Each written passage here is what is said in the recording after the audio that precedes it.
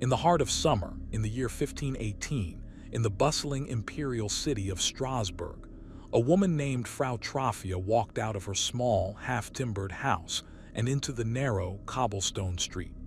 There, under the unforgiving July sun, she began to dance. There was no music, no festival, no celebration. Her face was not one of joy or revelry. Her limbs moved not with grace but with a strange, frantic compulsion, a marionette pulled by unseen strings.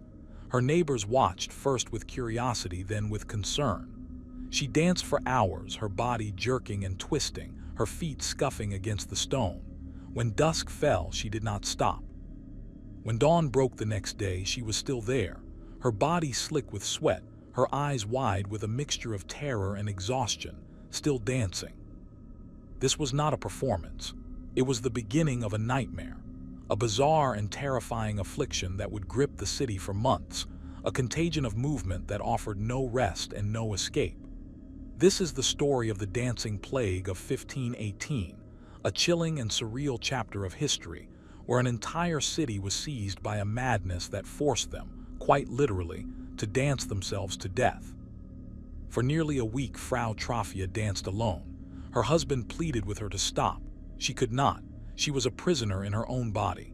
The city authorities, perplexed, could do nothing but watch this baffling and disturbing spectacle.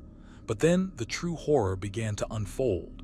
By the end of that first week, a strange and terrible thing happened. Several dozen other people, men and women, began to join her. One by one, they stumbled into the streets, their bodies beginning to twitch and jolt with the same uncontrollable rhythm.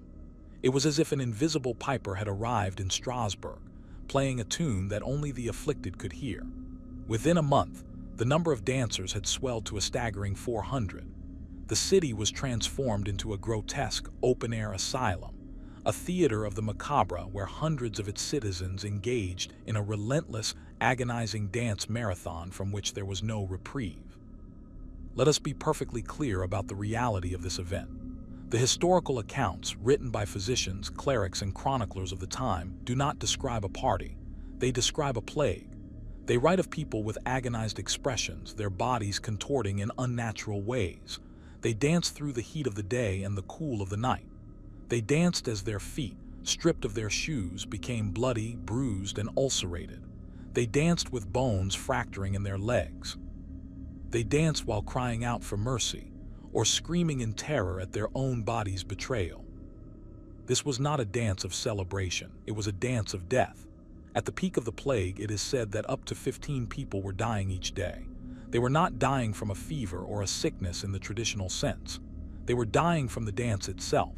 They collapsed in the streets from sheer, unrelenting exhaustion. They suffered strokes from the constant, violent motion. Their hearts, pushed far beyond any reasonable limit, simply gave out. They were, in the most literal sense, dancing to their graves. Faced with a crisis that defied all logic and medical understanding, the leaders of Strasbourg panicked. The city's physicians and civic council gathered to diagnose this terrifying phenomenon. They consulted the wisdom of the ancients, and after much deliberation, they ruled out any astrological or supernatural causes. Instead, they concluded that the dancing was a natural disease, caused by an excess of hot blood in the brain. It was a fever of the mind, and the bodies were simply trying to dance it out.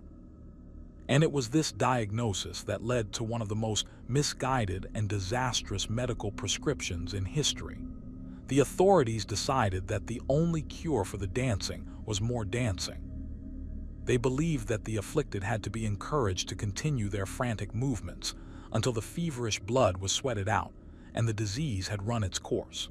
And so, in a move that seems utterly surreal to us now, the city facilitated the plague. They cleared out the great guild halls to create makeshift dance floors. They erected a large wooden stage in the city's horse market, providing a central, public space for the dancers to congregate. Most bizarrely of all, they hired professional musicians. Drummers and pipers were brought in to play a constant, driving beat to ensure that the afflicted would not slow down. They even hired healthy dancers to dance alongside the sick, to encourage them and keep them moving. They had, with the best of intentions, created a death trap. They had taken a condition defined by relentless, exhausting movement and provided the perfect environment to make it even more relentless and even more exhausting. It's impossible to know for sure, but it is highly likely that this official cure only served to intensify the mania and dramatically increase the death toll. The city of Strasbourg was actively, if unwittingly, helping its citizens dance themselves into oblivion. When this predictably did not work and the body count continued to rise, the authorities reversed course. They concluded that perhaps their initial diagnosis was wrong. This must be a matter of divine punishment, not hot blood. The dancers were rounded up, forced into wagons, and taken to a shrine dedicated to Saint Vitus, a saint who was believed to have the power to cure nervous afflictions. There, they were made to pray for forgiveness. And then, as mysteriously as it began, over the next several weeks, the dancing slowly subsided. The invisible piper left Strasbourg, leaving a traumatized and grief-stricken city in his wake. For centuries, the dancing plague of 1518 has remained one of history's most baffling and unsettling medical mysteries. What could possibly cause hundreds of people to be seized by such a bizarre and fatal compulsion? There are several compelling theories, each of which opens a window into the dark realities of 16th century life. The first and most commonly cited scientific theory is poisoning, specifically ergotism. Ergot is a type of fungus that can grow on the heads of damp rye, which was the staple grain for the poor in Strasbourg. When consumed, ergot can cause a condition known as St. Anthony's fire. One form of ergotism is convulsive, leading to agonizing muscle spasms, twitching, writhing, and vivid hallucinations. The chemical compounds in ergot are, in fact, the natural source from which LSD was first synthesized. On the surface, this seems like a plausible explanation. A town eating tainted bread could certainly experience mass spasms and delusions. However, modern historians, most notably John Waller, have pointed out significant problems with this theory. While ergot can cause spasms, it is unlikely to produce the coordinated, day-after-day, week-after-week dancing described in the historical accounts.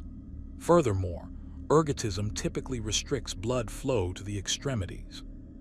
It would make such sustained physical activity nearly impossible. Finally, the historical chronicles, which are quite detailed about the dancing, fail to mention the other common symptoms of ergot poisoning, such as gangrene or the vomiting and diarrhea associated with the convulsive form. While it's a neat scientific answer, the evidence suggests ergot was not our culprit. This leads us to the second and now most widely accepted theory: mass psychogenic illness, more commonly known as mass hysteria. To understand this, we must first understand the world that the people of 1518 inhabited. Strasbourg at that time was a city living on the brink of despair. The years leading up to 1518 had been exceptionally harsh. The region had suffered through brutal famines and the price of grain had skyrocketed. Malnutrition was rampant. This was compounded by disease. Syphilis, a new and terrifying illness, was sweeping through Europe. Smallpox and leprosy were endemic. Orphanages and poorhouses were overflowing. The citizens of Strasbourg were living under a state of extreme, unrelenting psychological distress. On top of this physical hardship was a profound spiritual anxiety. This was the age of intense religious belief and superstition. The line between the natural and supernatural was blurry. People believed in demons, curses, and divine wrath, and they had a very specific belief about one particular saint, Saint Vitus. According to tradition, if you angered Saint Vitus, he could send down a plague of compulsive, involuntary dancing. The theory of mass hysteria suggests that the dancing plague was a tragic intersection of all these factors. It was a collective stress response, a psychological contagion breaking out in a population that was starving, sick, and terrified. In this view, Frau Troffea may have started dancing for any number of reasons, perhaps a personal tragedy or a neurological tic. But in the hypersuggestible, fear-soaked atmosphere of the city, Her bizarre behavior was interpreted through the lens of the St. Vitus curse. Once the idea took hold that this was a supernatural dancing plague, it spread through psychological contagion. People, already under immense mental strain, saw others dancing and fell into a similar trance-like state. This wasn't a conscious choice. A trance state can allow a person to push their body far beyond its normal limits of pain and exhaustion, which would explain the marathon-like nature of the dancing. They genuinely believed they had been cursed, and this powerful belief manifested as a real and ultimately fatal physical affliction. The cure, prescribed by the authorities, building stages and hearing musicians, would have only reinforced the suggestion, validating the reality of the dancing plague in everyone's minds and likely pulling more suggestible people into the mania. A final, though less supported, theory suggests the plague could have been the work of a heretical religious cult. Some sects at the time practiced ritualistic dancing as a way to achieve a state of religious ecstasy. It's possible that the Strasbourg event was a large, organized ritual that was misinterpreted by outsiders. However, there is little direct evidence to support this. The detailed contemporary accounts describe the dancers as unwilling participants, often filled with fear and anguish, which contradicts the idea of a voluntary religious rite. So what can we conclude? The story of the dancing plague of 1518 remains, in many ways, an unsolved case, but the most compelling evidence points not to a physical poison like ergot, but to a psychological one.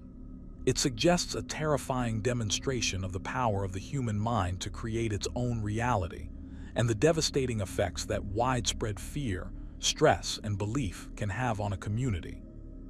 It's a story that feels ancient and distant, but its themes are timeless. It shows us a society pushed to its breaking point, where the lines between medicine, religion, and public panic became dangerously blurred. The image of hundreds of people dancing uncontrollably until they died is not just a bizarre historical footnote. It's a profound and disturbing testament to human fragility. It reminds us that sometimes the most terrifying plagues are not those that attack the body, but those that spring from the mind itself, fed by the potent combination of desperation and belief. The invisible piper who visited Strasbourg in 1518 may not have been real, but the deadly dance he led was all too horrifyingly so.